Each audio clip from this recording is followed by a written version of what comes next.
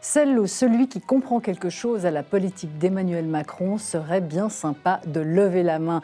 En ce qui concerne la politique intérieure de la France, depuis 7 ans qu'Emmanuel Macron est son président, tout comme en matière de politique étrangère, les voies de Jupiter semblent décidément de plus en plus difficiles à déchiffrer. Au Moyen-Orient, tout récemment, en Afrique, face à la Russie, à l'Ukraine et aux États-Unis notamment, et même chez nous, en Suisse, où le chef d'État français vient de poser ses valises pour 2 jours, sans qu'on ait bien compris, à vrai dire, pourquoi ce voyage pour la France, comme pour notre pays d'ailleurs. 2 jours consacrés à manger des petits fours avec un président de la Confédération suisse, Alain Berset, qui aura démissionné dans un mois, et à visiter l'université de Lausanne et le CERN à Genève. Franchement, voilà de quoi nous laisser tous perplexes. Alors, des explications à tout cela, je l'espère, et un petit bilan de l'hyper-président, c'est dans le point ce soir. Bienvenue à toutes et tous sur Les Monts Bleus.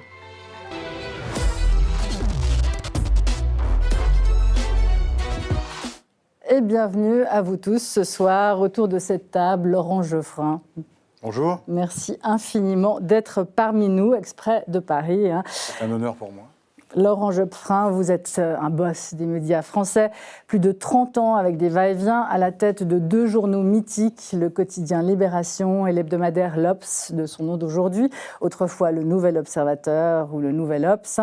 Des journaux d'une gauche social-démocrate dont vous vous êtes toujours revendiqué, une gauche bien mal en point aujourd'hui, et que vous avez décidé de soutenir beaucoup plus activement. C'est pour ça que vous avez quitté définitivement la direction de la rédaction de Libération en 2020 pour lancer votre propre mouvement anti-Macron. C'était votre programme, du moins le titre du livre qui le contenait, paru chez Stock. Et toujours dans cet esprit, vous avez lancé au printemps le média en ligne lejournal.info, un espace de commentaires, dites-vous, et d'opinion pour la gauche, la gauche ni NUPES, ni Macron. Absolument, la gauche de l'avenir. Contrairement aux apparences. Oui, contrairement aux apparences. Et en face de vous, quelqu'un qui n'est pas très loin de partager votre point de vue, un autre titan des médias, Philippe Val. Bonsoir Laetitia. Bienvenue, notre éditorialiste maison, mais pas que, et beaucoup plus, évidemment, ancien directeur de Charlie Hebdo et de France Inter, et un macronien ce soir. Oui, enfin... Oui, on va dire un macronien. Si on veut. Vous pouvez assumer. Hein. Et... Peter Rothenbühler, toujours le bienvenu sur notre plateau. La voix de toute la Suisse, romande, mais aussi allemande. Vous avez été pendant des lustres à la tête du quotidien Le Matin et en Suisse alémanique de la Schweizer Illustriert. Et aujourd'hui, vous êtes bien toujours journaliste et éditorialiste. Et Alexandre Chevalier, bienvenue. Merci, bonsoir Laetitia. Vous faites partie du groupe IDC, le premier parti du pays, la droite dure comme on l'appelle, mais c'est surtout sous votre casquette d'analyste que vous êtes là ce soir, très bon connaisseur de la politique suisse et très bon connaisseur de la politique française. Ça nous sera précieux pour cette émission. Et on attaque tout de suite, donc, avec l'arrivée d'Emmanuel Macron à l'aéroport de Berne. On voit les images. Alors, je précise, cette émission est enregistrée à 15h, mercredi en début d'après-midi. Donc, s'il devait y arriver quelque chose d'ici à sa diffusion, on ne sait jamais. On est prévenu. Donc, cette visite, Peter Rothenbühler, elle nous sert à quoi, à nous les Suisses, telle qu'elle a été conçue par Alain Berset et le protocole ? Moi, je vais être très, très méchant. C'est pour flatter l'ego d'Alain Berset. Parce qu'Alain Berset, dans un mois, il n'est plus au Conseil fédéral. Et il connaît bien Macron parce qu'il l'a vu plusieurs fois aussi dans la période du Covid. On a pris des malades en Suisse, etc. Donc, ils s'entendent très bien. Et puis, depuis quelque temps, il lui demande de faire cette visite d'État en Suisse. Et vous savez, les présidents de confédération, ils sont toujours fiers d'être élevés par les médias au rang de chef d'État. Ils ne sont pas le chef de l'État. Berset est seulement un des représentants du chef de l'État, qui sont les 7 ministres. Mais il est très, très heureux quand il peut jouer dans la même ligue qu'un Macron, qui est vraiment président et qui a des compétences.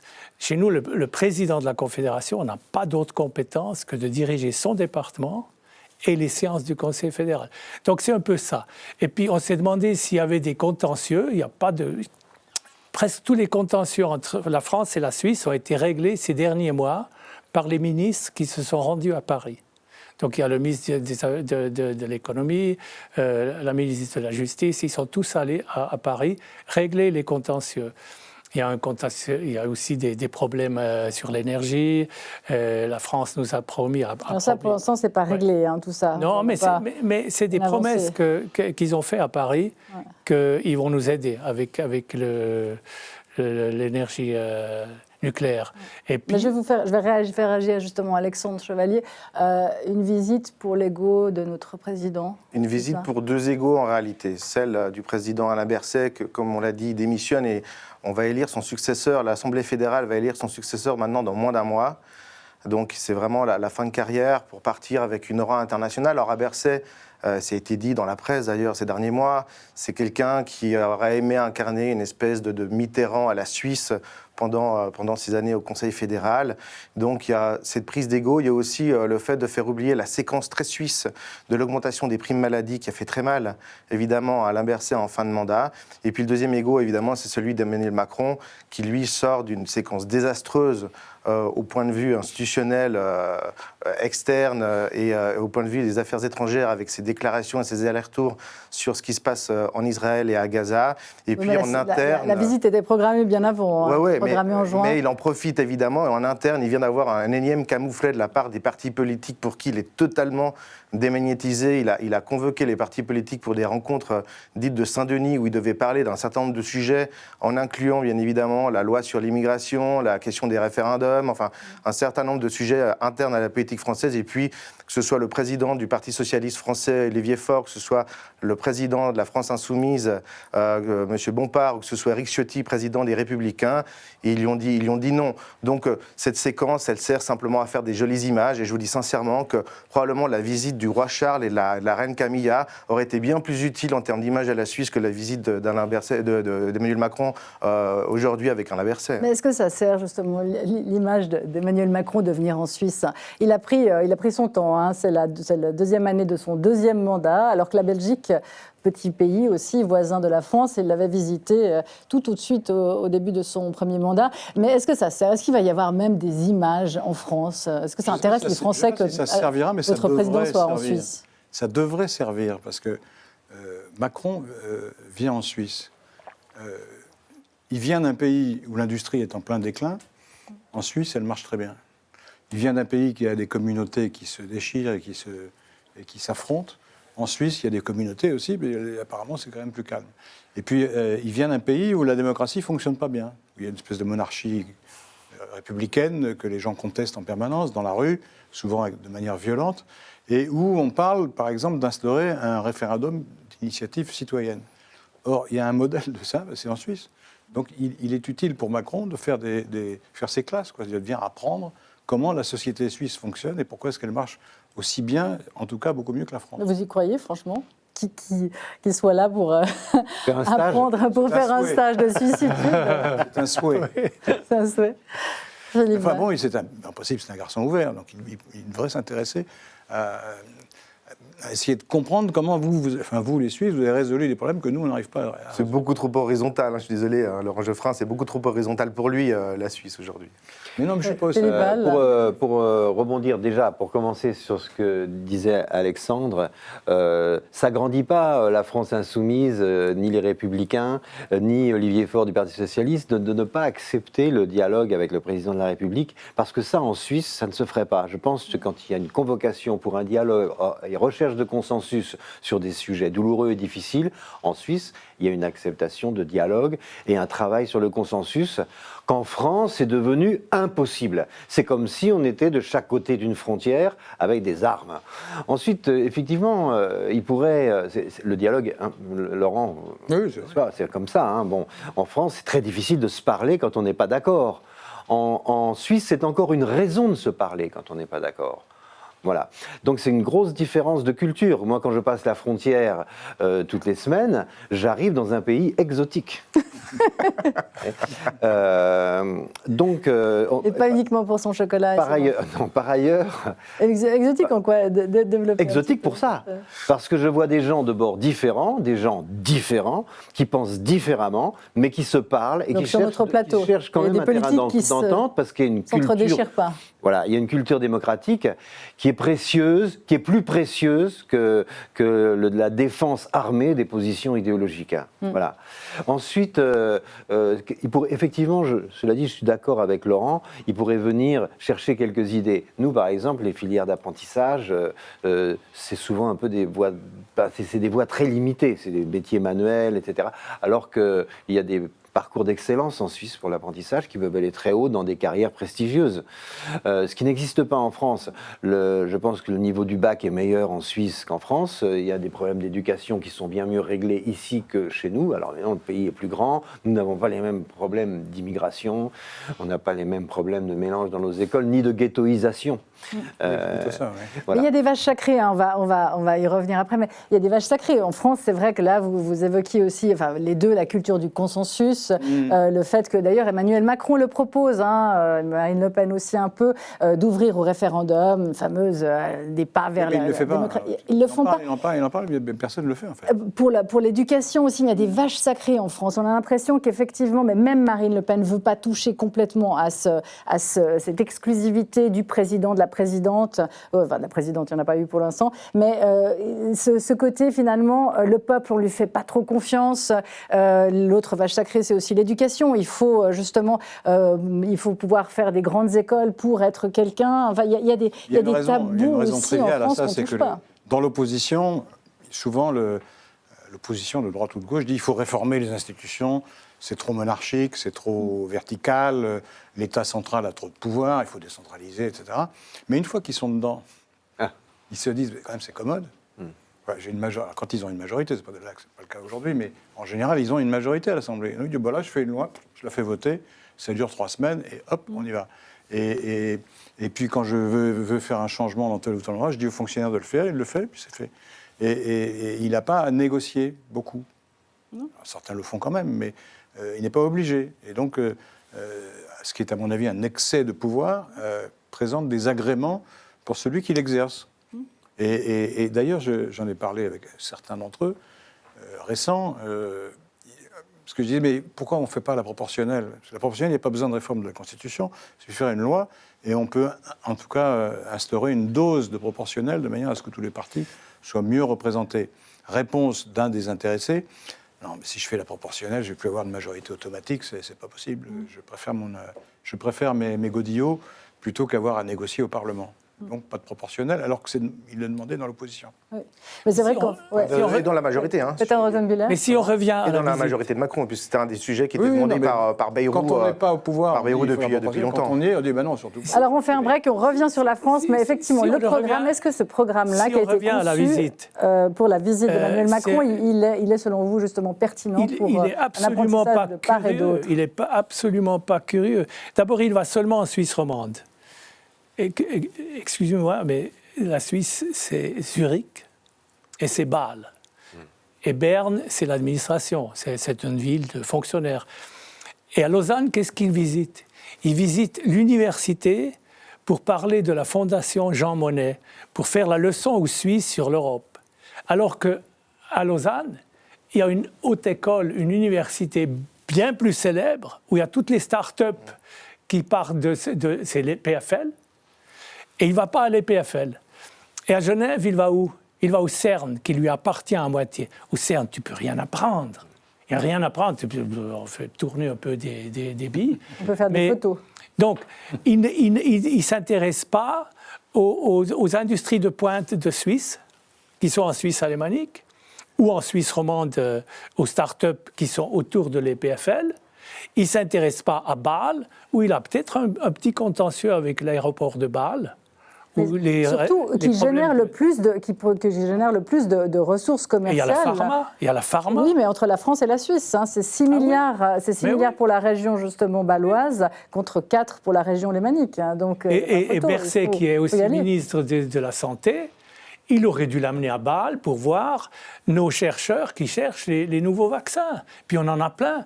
Alors c'est un triste voyage.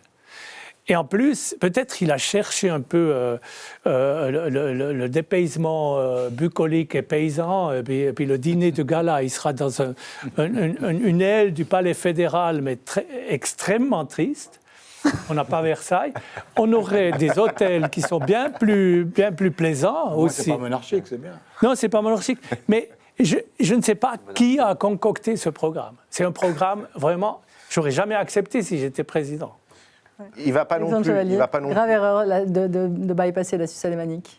Évidemment, la Suisse alémanique, ça représente plus de 66% en fait des habitants du pays, ça représente le poumon évidemment aussi en termes d'influence du pays. Et s'il voulait faire quelque chose en Suisse romande, il avait la possibilité d'aller notamment dans le Jura, où il y a toute une industrie horlogère et toute une question transfrontalière extrêmement importante de personnes qui passent la frontière pour travailler en Suisse vers le Jura, et évidemment Genève, qui par excellence aussi canton transfrontalier, et de régler ces questions-là. Il y a une chose aussi très intéressante. François Mitterrand avait fait justement une visite. Oui, puis on se souvient l'époque d'Adolphe Foggy, aussi les visites un peu typiques, la Suisse un peu chocolat à montagne. Mais disons que, imaginons qu'il n'aime pas ça, Emmanuel Macron. C'est pas un problème. Il y a des sujets politiques sur lesquels en fait on devrait appuyer. Et d'ailleurs, le Conseil fédéral fait une grosse erreur de ne pas appuyer sur la question. Notamment, on se plaint beaucoup en Suisse que c'est la fin du programme Horizon Europe sur la recherche, et c'est lié à une sanction de la Commission. Nos rapports vont très très mal avec l'Europe, l'Union européenne, et puis l'Union européenne a décidé de nous sanctionner. Exactement. Comme c'est comme ça, rien n'avance, donc vous n'aurez plus Laetitia, de partenariat. Je le dis pour les amis français. Mais qui a appuyé sur le bouton, notamment de la Commission européenne, pour que la sanction soit appliquée? C'est la France. Et donc ça veut dire qu'on aurait aujourd'hui la capacité de dire à Emmanuel Macron de faire le nécessaire pour retirer cette sanction, pour que la Suisse revienne dans le programme en tant que pays tiers dans Horizon Europe. Juste pour vous donner un peu de couleur, il y a 16 pays tiers dans Horizon Europe, dont les îles Féroé, Israël, la Tunisie et la Turquie. C'est quand même incroyable qu'on soit incapable en fait de sortir de ces sanctions et de ne pas être dans ces États tiers. Et ça, c'est le rôle des politiques. Et là, pour reprendre sur le côté suisse, je pense qu'il y a un manque de courage évident du Conseil fédéral et d'Alain Berset de ne pas vouloir toucher ces thématiques-là. Peut-être qu'ils vont se rabibocher là, devant une fondue. Je ne suis même pas sûr qu'il y ait une fondue. On ne va même pas à Gruyère manger la fondue. On ne va même pas dans les usines de chocolat de bloc. Mais ce qui frappe aussi, c'est qu'il manque un geste fort. Parce que, par exemple, le multilatéralisme, aujourd'hui, est extrêmement en péril. On voit l'ONU n'a plus de pouvoir, est discrédité d'une certaine façon. Et là, il se trouve finalement dans le lieu où toutes les grandes organisations internationales se trouvent, l'OMC, le BIT, l'ONU, le siège de l'ONU.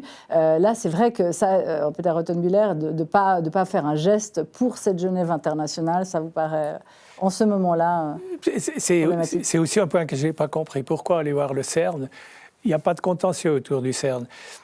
Il faut aller soutenir une des organisations internationales, ne serait-ce que le CICR, qui est notre fierté, et puis qui est en peine maintenant, aussi avec la Palestine et avec l'Ukraine. Macron qui va au CICR, ça aurait été génial.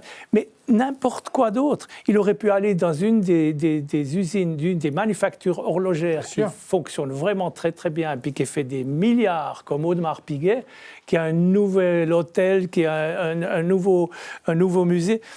Il aurait été avec sa colonne de voitures dans le Jura, voir Audemars Piguet, mais tout le monde aurait jubilé. Mais il y a tellement de choses à voir en Suisse, tellement de choses qui ne sont pas seulement de caractère touristique, mais aussi culturel. Et rien. Ça m'attriste vraiment. On a la plus belle exposition d'art français est à Zurich. La collection Burlet. Mais naturellement, à Zurich, c'est toujours des problèmes. Il y a la FIFA qui est un problème, il y a Burlet qui est un problème. Et maintenant, il y a l'UBS, la grande banque. François Hollande était allé en 2015. Qui a bouffé le Crédit Suisse, qui va être aujourd'hui, donc mercredi, il y aura une autre instance française qui va confirmer la grande amende que la France a collée à l'UBS. Donc c'est peut-être pour ça. Organisation de fraude fiscale. Oui, c'est peut-être pour ça qu'ils ne voulaient pas aller à Zurich, se frotter à l'UBS, parce que Zurich, c'est l'UBS. Mais c'est vraiment un programme triste. Ouais. Mais Laurent Geoffrin, est-ce que ce manque peut-être de préparation ou de vision est relevant pour la politique d'Emmanuel Macron en matière de politique Il est étrangère? parfois surprenant en politique étrangère, c'est vrai. Quand il est au début de la guerre Gaza, là, quand il a dit on va faire une coalition contre le Hamas à l'image de celle qui a été montée contre Daesh. On va regarder la séquence. C'était on va regarder bizarre, parce que les gens se disaient mais qu'est-ce qu'on va faire, on va envoyer des soldats à Gaza. Ça, c'est bizarre. On écoute Emmanuel Macron, c'était en conférence de presse avec Benjamin Netanyahou, c'était le 28 octobre lorsqu'il a fait ce voyage en Israël après les attentats du 7 octobre. Nous qui avons été frappés si durement par ces mêmes groupes, voulons vous dire une chose simple, vous n'êtes pas seuls. C'est pourquoi la France est prête à ce que la coalition internationale contre Daesh, dans le cadre de laquelle nous sommes engagés pour notre opération en Irak et en Syrie, puisse lutter aussi contre le Hamas. Je propose à nos partenaires internationaux, je l'ai évoqué avec vous ce matin, que nous puissions bâtir une coalition régionale et internationale pour lutter contre les groupes terroristes qui nous menacent tous. Je pense que c'est l'intérêt d'Israël, de sa sécurité, celle aussi de plusieurs de vos voisins, menacés par ces mêmes groupes ou des groupes voisins. Une coalition avec le Qatar. La deuxième partie de la phrase, il faut être honnête. Oui, après il demande que le droit de la guerre soit respecté. Les pays qui sont frappés par le terrorisme, ils coopèrent en matière de renseignement, d'aide logistique ou des choses comme ça. Mais le début, on a l'impression que l'armée française, d'un coup, va se transporter dans le Negev pour aller aider l'armée israélienne, qui n'a besoin d'aucune aide, à pilonner, contrôler la situation ou à tirer sur les gens de Gaza. Comme on a fait à Mossoul et à Fallujah, ça oui, ça serait du meilleur effet. C'est ça, c'est Fallujah, etc. Sauf que là, tout le monde sait que c'est absurde, que les Israéliens ne demandent rien en matière militaire, et de l'aide éventuellement, mais pas des soldats. Et en plus, la preuve d'ailleurs, c'est que cette critique n'est pas entièrement infondée, puisque 2 jours après, il a dit « Mais non, je me suis on m'a mal compris, etc. Il s'agit de faire des échanges comme ça contre le terrorisme. » Alors là, parce qu'il n'y a pas de problème, tout le monde est d'accord. Donc c'est une improvisation curieuse. Je ne sais pas qui lui a soufflé cette idée, parce que souvent les hommes politiques, ils font des voyages à l'étranger. Alors ils disent aux conseillers, trouvez-moi un truc que je pourrais sortir, comme ça ferait de la reprise, etc. C'est comme ça que ça se passe. Oui. Et donc il y a un professeur Nimbus quelconque qui a dit, on n'a qu'à dire qu'on va faire une coalition. Mais le conseiller ça sera un geste vis-à-vis d'Israël, c'est vrai, mais sauf que ce geste se retourne puisque c'est pas possible et que c'est considéré comme un peu farfelu. Le conseiller qui conseille effectivement à Emmanuel Macron, enfin la coalition dans laquelle se trouve le Qatar, le Qatar qui en même temps est allié du Hamas. Même en première année de Sciences Po, on ne fait pas ce type d'erreur. C'est un intermédiaire louche, mais c'est quand même un intermédiaire. Donc on est obligé de passer par ce genre de personnages, de pays un peu bizarres pour parler aux ennemis. On ne peut pas parler directement au Hamas. Mais néanmoins, il faut passer des messages. Donc on passe par le Qatar, qui effectivement n'est pas du tout le pays le plus sympathique du monde, c'est le moins qu'on puisse dire. Mais la question effectivement que Laurent Geoffrin soulève, c'est qui conseille Emmanuel Macron? Parce que des bourdes, je pense qu'on peut dire le mot, comme ça, il y en a eu quelques-unes, des rotocades. On se souvient effectivement de ces tentatives avec Vladimir Poutine, de ces tentatives aussi avec Tebboune, le président algérien. Enfin, ces tentatives, c'est son opération de charme avec le président algérien qui s'est complètement retourné contre la France. Enfin, on a l'impression qu'il cumule son voyage en Afrique au printemps qui a été extrêmement critiqué. On a l'impression qu'il les cumule d'une certaine façon. Qui conseille Emmanuel Macron? Alors, je ne sais pas, mais c'est très difficile de savoir, et je pense que Laurent ne me contredira pas, de savoir qui peut conseiller Macron. Je pense que Macron se conseille beaucoup lui-même. C'est-à-dire qu'il doit de temps en temps entendre des conseillers, voilà, mais sa décision est déjà prise. C'est-à-dire, je pense qu'il écoute ses conseillers pour évaluer les conséquences de la décision qu'il a déjà prise. Je ne pense pas que les conseillers puissent lui faire prendre Enfin, je ne sais pas, mais je ne pense pas. Il apparaît comme ça. Alors après, dans certaines circonstances, comme avec le président Tebboune en Algérie, on a l'impression, peut-être erronée, mais qu'il n'a pas de recul historique suffisant, enfin, il n'a pas compris quelque chose des relations entre l'Algérie et la France, qui sont des relations d'une perversité absolue. puisque la haine de la France, c'est ce qui soude l'Algérie, donc ils ne vont pas sortir de ça tout de suite. Le pouvoir algérien ne dure que parce qu'il entretient une haine de la France. Mais c'est fâché avec le Maroc. Alors, c'est fâché avec le Maroc, qui est un allié historique de la Poutine, il a France. cru une certaine partie peut-être du Quai d'Orsay qui dit que la Russie, etc., bon, ancien allié, je sais pas. Enfin, tout ça, c'était désespéré, mais pourquoi pas?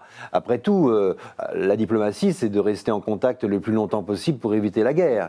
Le problème, c'est le en même temps. Le en même temps, en même temps, il aide Poutine, et puis après, ensuite, il va dire, il va soutenir Zelensky. Là, c'est la même chose. Hein. Il dit, on va vous soutenir de façon inconditionnelle. On va, avec la coalition, aller taper le Hamas. Et puis, 2 semaines plus tard, il dit tout à fait l'inverse. Maintenant, il faut arrêter tout. Israël. Il y a eu des zigzags pendant cette crise. Mais parce qu'il s'adapte à son public, en réalité. Ça dépend qui il parle. Il va sur la BBC, il sait qu'il a un public qui est de la BBC, et donc il sera plutôt pro-palestinien. Enfin, c'est un public international. Là. Mais on dirait qu'il oublie que les images sont internationales, et on dirait qu'il a l'impression qu'il fait plaisir à la personne à qui il parle. Et ça, c'est le rôle d'un séducteur. C'est pas le rôle d'un politique. Et probablement pas, en fait, d'un président d'une puissance mondiale, même si aujourd'hui elle est plus moyenne que grande, malheureusement pour la France. Et je pense que c'est quelque chose qu'il fait souvent, tout le temps. Il met tout en scène. On en avait parlé aussi déjà à l'époque de la guerre en Ukraine sur ce même plateau, sur la manière dont il s'est mis en scène avec ses photos habillées en treillis depuis l'Élysée, comme s'il était en pleine guerre en Ukraine, pour prendre son téléphone et téléphoner à Zelensky, comme si l'habit changeait l'importance du coup de téléphone et ce qui allait être dit. Et donc, cette mise en scène permanente, elle finit par le desservir. Et elle finit aussi, un peu comme en politique intérieure, par le démagnétiser dans sa crédibilité externe. Mais il va falloir qu'on conclue, Peter Rottenmüller. Cette mise en scène correspond exactement au système français. C'est le seul pays qui n'est pas fédéraliste en Europe, où tout monte au président. Le président est responsable de tout, et puis le sport national, c'est critiquer le président. Quand il va pas dans une manifestation, on dit qu'il devrait aller. Quand il va, on dit qu'il ne devrait pas aller. Tout tourne autour de Macron, alors que dans tous les autres pays européens, il y a un fédéralisme, et il y a des pays qui ont une grande autonomie. La France a, excusez-moi le terme, mais c'est un système pourri et très, très ancien. Pourri, très quand ancien. Là, sans être Cardier, je n'irai pas jusqu'à... On est là quand même. Non, mais il est. Je ne sais pas pourquoi les Français n'ont pas encore réussi à réformer ce système. Vous avez raison sur le fond. Parce que même en Italie, vous avez des pays comme l'Alto Adige, la Sicile, etc., qui sont autonomes, et puis où les impôts reviennent. Tu voudrais qu'on ait des Länder? Oui. Alors, je voudrais que vous ayez des Länder ou des régions autonomes comme en Espagne. Mais la France, tout monte à Paris. Juste après la pause, là, on doit s'arrêter quelques instants. À très vite. C'est peut-être pas le bon.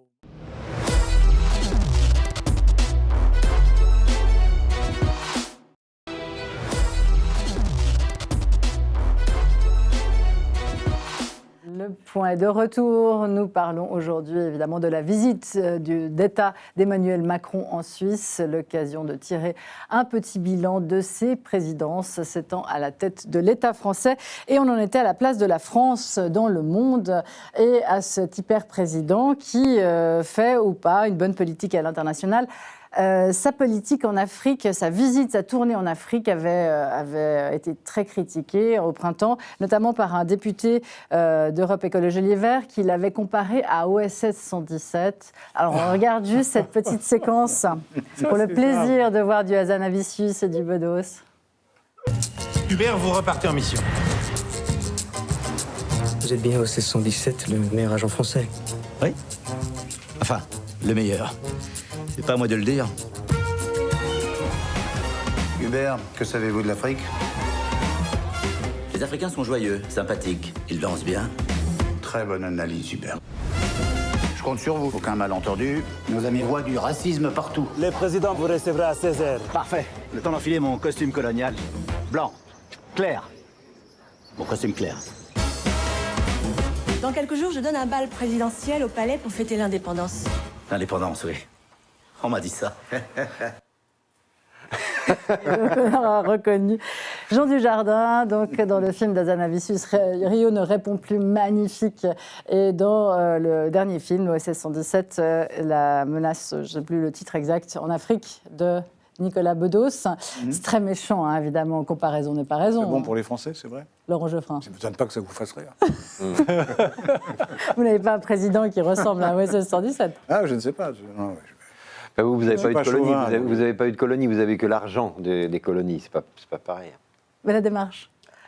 Non, mais ce qui se passe actuellement, plus sérieusement, avec la France en Afrique est terriblement injuste, parce que la période coloniale, c'est une page tournée depuis bien longtemps, et les dernières actions que la France a menées en Afrique étaient des actions plutôt vertueuses, quand même empêcher le djihadisme de se développer, et être payé de retour par une telle campagne orchestrée par la Russie contre la France, et on a un sentiment d'injustice profond dans cette affaire. Macron n'a pas tout faux tout le temps, en permanence. Il a de temps en temps... D'autant que ce n'est pas lui qui a envoyé les troupes, c'était Hollande. C'était François Hollande qui a eu le courage de le faire, d'ailleurs. Oui, c'était utile à l'époque. C'était très utile. On lui reproche l'attitude. Non, mais il y a un héritage, c'est vrai, il y a un héritage. Et pendant longtemps, même après l'indépendance, la France a été une sorte de tutrice un peu paternaliste de beaucoup de gouvernements africains, ça, c'est vrai. C'est ce qu'on appelle la France-Afrique. Mais en l'occurrence, ce que dit Philippe est juste, c'est que quel crime y avait-il à aller envoyer des soldats qui allaient se faire tuer pour empêcher les djihadistes de descendre vers l'Afrique de l'Ouest? C'est quand même, il fallait le faire. Et on reprochait toujours à Hollande d'être hésitant, de ne pas prendre de décision. Là, il a pris la décision en 10 minutes et on a bloqué cette colonne qui était très dangereuse à l'époque. On oublie ça. Et après, on a dit, oui, mais là, ils sont là... par néocolonialisme. Non, on était à la demande. L'armée française était là à la demande du gouvernement qui était élu. Hein. Et ce gouvernement voulait qu'on empêche les djihadistes de prendre le pouvoir chez eux. Bon, c'est la moindre des choses quand même. Non ? Ouais, mais est-ce que c'est pas justement, c'est pas très injuste à l'égard d'Emmanuel Macron, comme le disait Peter Rottenbüller, de toute façon, les Français critiquent tout et tout le temps. Alors, si on parle de la relation de Macron avec la France, avec les Français, il y a une part d'injustice, je ne suis pas un si mauvais président, et moi je ne suis pas d'accord avec lui. Hein, Qu'est-ce qu'il a fait de bien? Qu'est-ce qu'il a fait de bien? Qu'est-ce qu'il a fait de bien, même. Il a résisté aux grèves. Quand il y a beaucoup de chômage, c'est le sujet. Oui, voilà, c'est ce que j'allais dire. C'est la baisse du chômage. Elle a commencé à la fin de Hollande, mais quand même, il l'a maintenu, il l'a poursuivi. Donc là, il y a beaucoup moins de chômage en France qu'il n'y a eu depuis 30 ans. Donc ça, c'est plutôt un succès. Je pense qu'il est victime de son style. Au départ, en tout cas. C'est-à-dire que c'est un type très intelligent, mais qui ne sait pas se faire pardonner d'être le premier de la classe.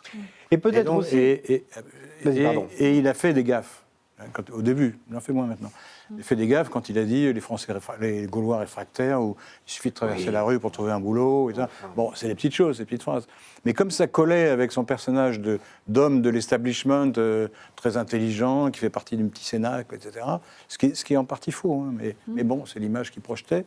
Les Français les classes populaires l'ont rejeté. Hein. Les Gilets jaunes... Mais ils le rejettent toujours. Oui, alors il est violemment. Il ne se fait pas siffler quand il va serrer des mains, il ne faut pas exagérer. Est-ce qu'il va dans la rue? Alors que du temps des Gilets jaunes, il recevait des pierres. Au fond, c'est un peu comme ce que De Gaulle disait de Giscard. Son problème, c'est le peuple. Le problème, c'est le peuple. Ce n'est pas qu'il soit méchant ou méprisant à l'égard du peuple, mais il n'arrive pas à faire oublier qu'il est un membre éminent et jeune et brillant d'une élite que les gens n'aiment pas trop. Mais c'est un gros problème quand même pour un président, non, Alexandre Chevalier, d'avoir un problème avec le peuple quand on est président de la République. Déjà en termes purement d'image, par rapport à ce que pouvaient dégager d'autres présidents de la République, notamment Jacques Chirac, qui donnait cette impression d'aimer les gens, d'être proche des gens, de considérer que chaque interlocuteur était important, une personne importante pour lui. Ça change évidemment votre rapport au peuple lorsque vous êtes aussi distant que l'est un président de la République avec son peuple, en comparaison du rapprochement physique même qu'on a dans les politiques, avec les politiques en Suisse, et notamment nos conseillers fédéraux. Tout le monde se souvient, à Genève, pour la petite histoire, de croiser à l'époque une conseillère fédérale socialiste qui s'appelait Ruth Dreyfus dans le bus avec les citoyens lambda pendant qu'elle allait faire ses courses dans son quartier des Paquis. Maintenant, moi je pense que Emmanuel Macron, il a quand même fait beaucoup de mal avec la moraline politique qui l'a permis de se faire élire en 2017, à travers sa campagne de 2016, sur cette fameuse République irréprochable. Parce que Il a été victime de cette propre moraline. Aujourd'hui, depuis 2017, il y a 39 ministres qui ont eu des problèmes avec la justice. Je fais juste rapidement les chiffres. 18 condamnations, 8 mises en examen, 13 enquêtes en cours. Oui. Ça fait quand même beaucoup pour quelqu'un qui disait qu'il allait amener un nouveau monde, une nouvelle manière de faire la politique. Un durcissement, vous êtes d'accord? Les juges, tout le monde est poursuivi. Voilà, tout le monde est pour rien du tout. Si tu gardes c'est particulier à Emmanuel Macron. Oui, mais Philippe, moi je suis absolument contre cette moraline en politique. J'ai toujours été contre. Et je trouve que ce n'est pas un argument. Il est victime, je suis désolé de le dire, il a amené ce sujet-là, il en a fait un sujet phare lors de sa première élection dans la campagne de 2016. Voilà, il a été payé en retour de sa propre. Mais il a quand même résisté. Il a résisté à la grève pour faire passer la réforme des retraites.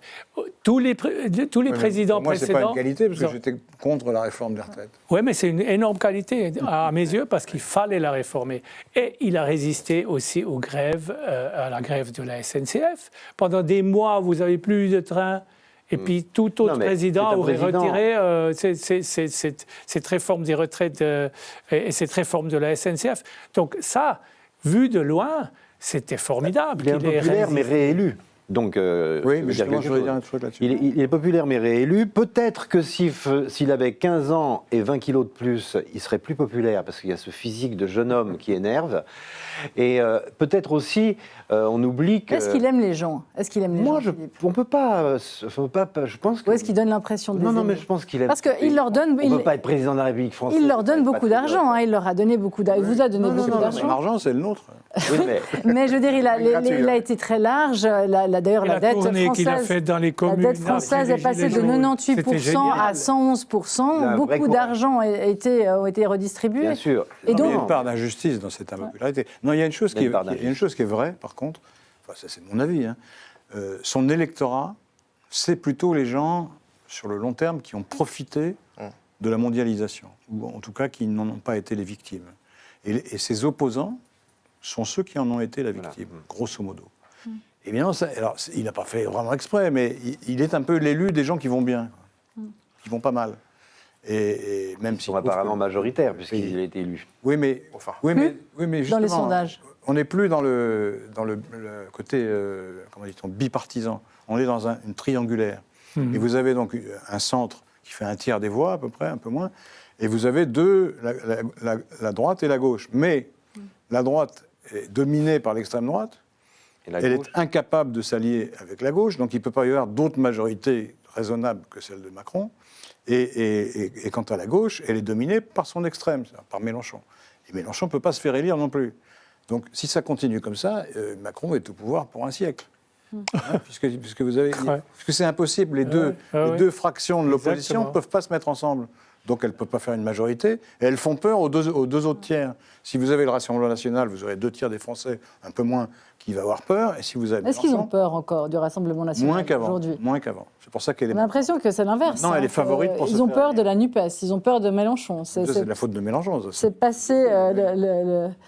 mon anti-républicanisme est passé dans le camp de la gauche. Équilibré, mais alors là, il a complètement franchi la ligne là, dans cette affaire de Proche-Orient. Peter Rottenmüller, est-ce que la France, justement, devient un peu suisse finalement, Marine Le Pen, est-ce que c'est si différent de l'UDC ? Pas très différent, non. Et puis, ce qui m'a plu, c'est ce nouveau Parlement. Les Français, ils croyaient que c'était un cauchemar d'avoir tout d'un coup des débats et puis des blocages. Et pour nous, c'était passionnant parce qu'enfin, il y a un Parlement qui discute et qui fait des combines dans les pas perdus.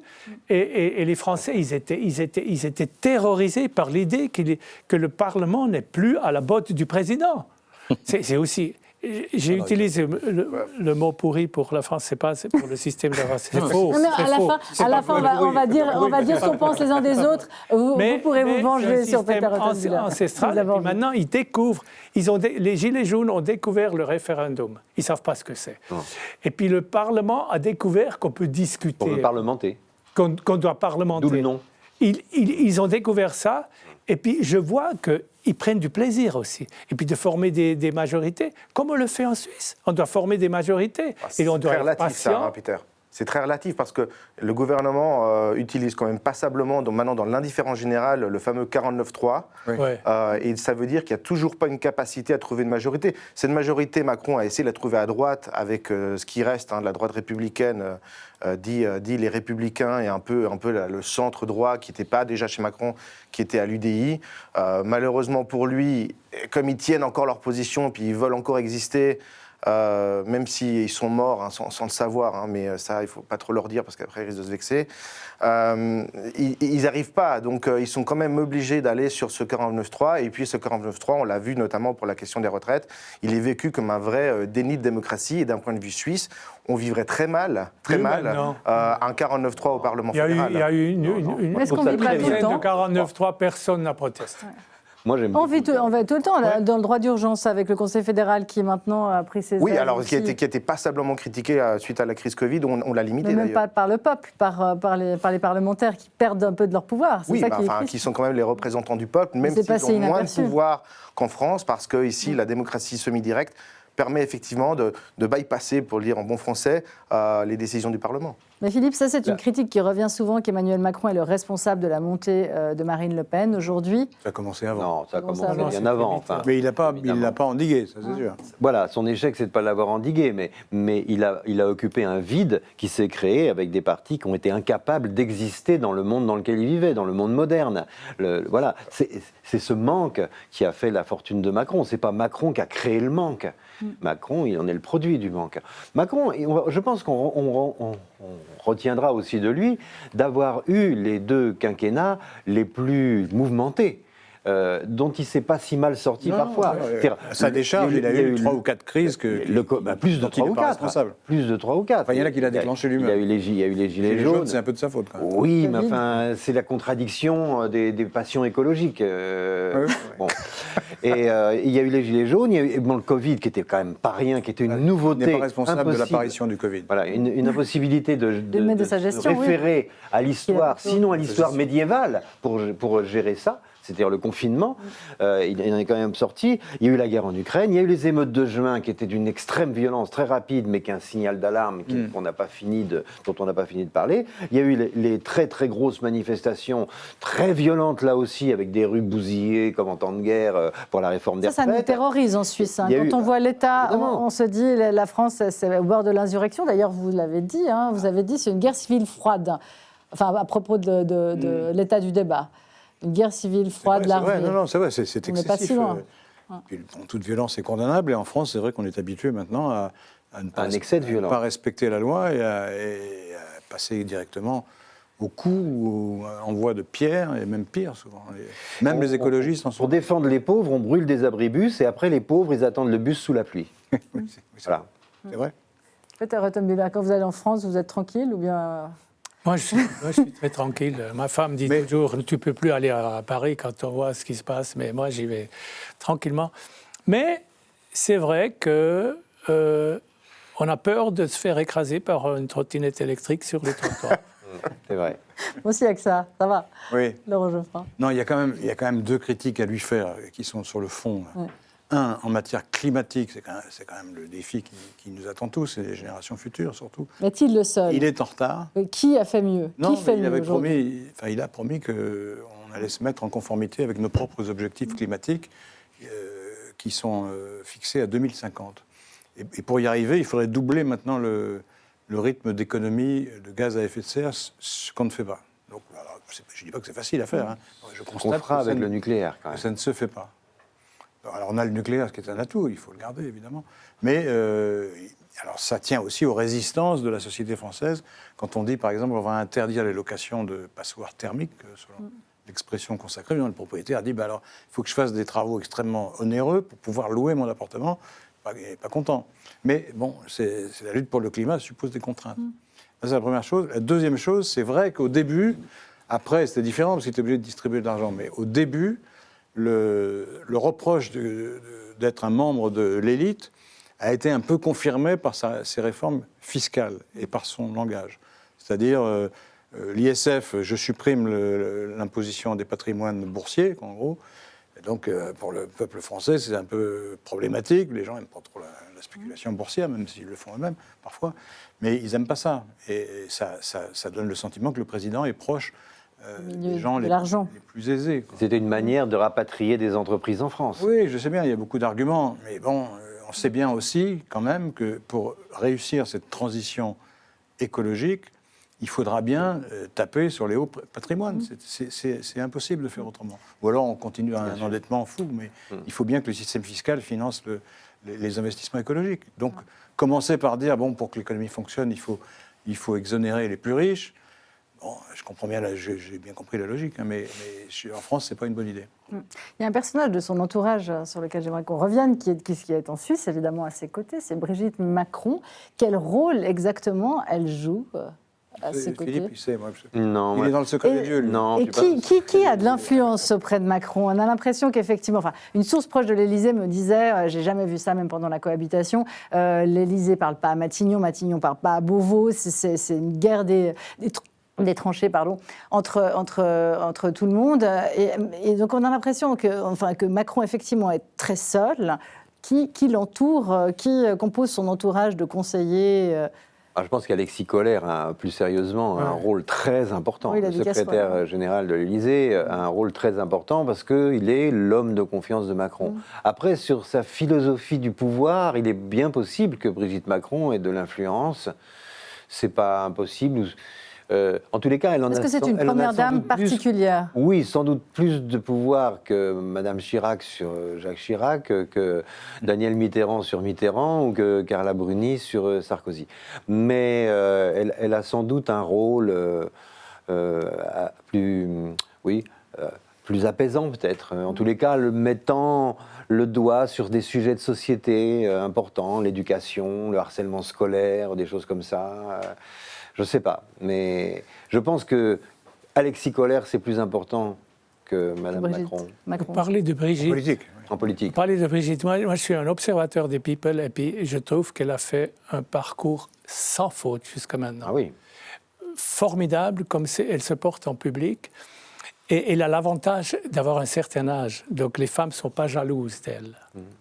Et elle est une super ambassadrice de la mode française. Elle est toujours très très bien habillée, souvent mieux que celles qui la reçoivent. Moi je me réjouis de voir les photos de Madame Berset.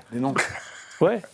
Madame Berset, elle a une façon de s'habiller qui est un peu. Mais là, c'est de la concurrence déloyale. C'est la concurrence déloyale. On sent que c'est une femme bien. Enfin, bon, oui, c'est une femme bien. La question est plus institutionnelle, en réalité. Jamais. Alors on vient de confirmer justement la condamnation du BS en France par la Cour de cassation à 1,4 milliard, sauf erreur. Peanuts. Quand on connaît le dossier, on n'est pas surpris.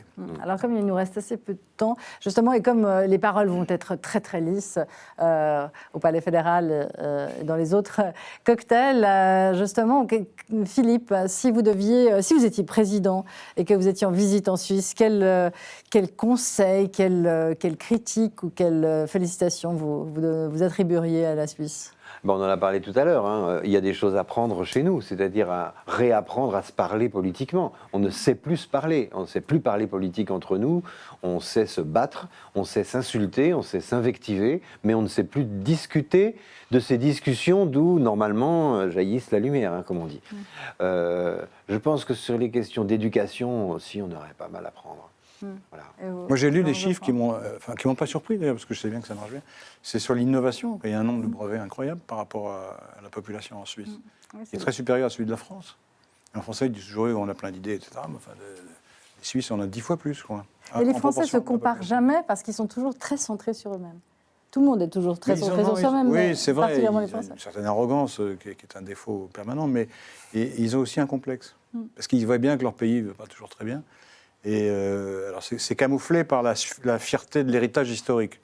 Parce que c'est vrai, on a une histoire romanesque, il s'est passé plein de choses, on a éprouvé toutes sortes de difficultés, traversé des épreuves terribles, et puis on a fini par s'en sortir. Donc on est assez fiers de notre histoire, quelle que soit notre origine politique. Et en même temps, on connaît très bien les extrêmes faiblesses de la société française. Et donc on est un peu gêné, un peu complexé par rapport à des pays qui vont bien, ou qui vont en tout cas nettement mieux que nous. Et ça, on ne le dit pas, c'est plutôt dans l'inconscient, mais ça nous gêne. Donc ça crée une une manière d'être qui n'est pas très spontanée ni naturelle, je pense. Notre emblème, c'est le coq. Et pour qu'ils s'entendent de loin, il faut qu'ils montent sur un tas de fumier, quoi, en gros, pour résumer. Qui chante dans la merde, ça c'était Belmondo dans l'As des As. Peter Rothenbuehler. Justement, qu'est-ce que les Suisses ont à apprendre de la France, hein? Parce que les Suisses aussi, ils ont une fausse modestie, on dit toujours... oui, alors ça, on est très satisfait de nous-mêmes. Difficile à savoir ce qu'on a à apprendre. Vous êtes la preuve par l'exemple, on n'a rien à apprendre de personne. Le savoir-vivre, parfait. La cuisine, on peut plutôt apprendre des Italiens, mais le savoir-vivre. Et puis moi, ce qui me manque en France actuellement, c'est cette légèreté que la France représentait pour moi par rapport à une vie un peu plus sérieuse en Suisse alémanique. La France, pour moi, c'était toujours la légèreté. Un peu de frivolité. On s'en fout un peu, et puis on profite de la vie. Moi, j'ai vécu une semaine en France, au sud de la France, et j'ai vu les gens jouer à la pétanque. Et ça, pour moi, c'est la France. Ils peuvent jouer un après-midi entier, des types de mon âge, hein, à la pétanque. Et ils ont des aimants pour lever la boule, parce que comme ça, ils ne doivent pas se baisser. Et ça, j'ai trouvé ça génial. Ça, on pourrait apprendre des Français. C'est une chance. Vous voyez, l'exotisme va dans tous les sens. Oui. Mais Macron devrait vraiment rencontrer des jeunes entrepreneurs français qui ont fui son pays pour venir faire des start-up en Suisse, parce que les règlements, les lois sont beaucoup plus faciles qu'en France. Et ils viennent Alexandre Chevalier, parce qu'il va falloir qu'on conclue. Alexandre Chevalier, Peter Rothenbuehler est le bon exemple quand même du Suisse, en fait, qui croit être modeste, mais en fait ne se remet pas en question, contrairement aux Français. Mais parce qu'il a raison, d'une certaine manière. Moi, j'en ai assez qu'on ait cette petite Suisse complexée sur elle-même, parce qu'on lui met de la pression. Moi, je crois que la Suisse, elle doit être fière de ce qu'elle a réussi à faire. Pour répondre un peu sérieusement, on a quand même... l'UDC en vous qui ressort, oui, là. Hein. Un petit peu, mais on a quand même aujourd'hui, au niveau de la balance commerciale, ça va plutôt bien en Suisse, avec un excédent de 43,5 milliards en 2022. En France, on était à moins 165 milliards en 2022. Je pense qu'on n'a pas de leçon à ce niveau-là à recevoir. Je crois que ce qu'on a à apprendre de la France, pour la partie la plus légère, c'est tout ce qu'on aime de la France. Il a raison, Peter, le Sud, Paris, et c'est vrai qu'on a envie de se sentir un peu parisien, on aime quand même ce côté chaud, ce côté lumière, évidemment. Vous êtes le seul pays, enfin la Suisse, avec lequel la France n'a pas fait de guerre en Europe. C'est le seul. Sauf une fois... Depuis 1515. À Marignan. 1515. Mais c'était des mercenaires suisses, ce n'était pas l'État suisse. Alors, en fait, depuis, on a signé un traité de paix et on n'a jamais eu de guerre. On fait assez peu de guerre, mais c'est vrai. C'est le seul pays d'Europe avec qui on n'a pas fait de guerre. Ouais. On a fait effectivement avec l'Autriche, sauf erreur. Donc voilà, ça sera sur ce beau. Et puis, on reste fasciné par vous, par votre président, puisqu'on y consacre une émission entière. Exactement. Ça sera le mot de la fin de cette conclusion sur la visite de Jupiter en terre helvétique et du petit bilan d'Emmanuel Macron, l'hyper-président à la tête de la France depuis bientôt 7 ans. Merci infiniment à tous nos invités d'avoir été avec nous. Je rappelle donc votre journal aujourd'hui, votre média, le journal.info. On regardera ça sur le web. Et je vous remercie, vous aussi, chères téléspectatrices et téléspectateurs. On se retrouve mercredi prochain. En attendant, je vous souhaite une excellente soirée et une très bonne semaine à toutes et tous.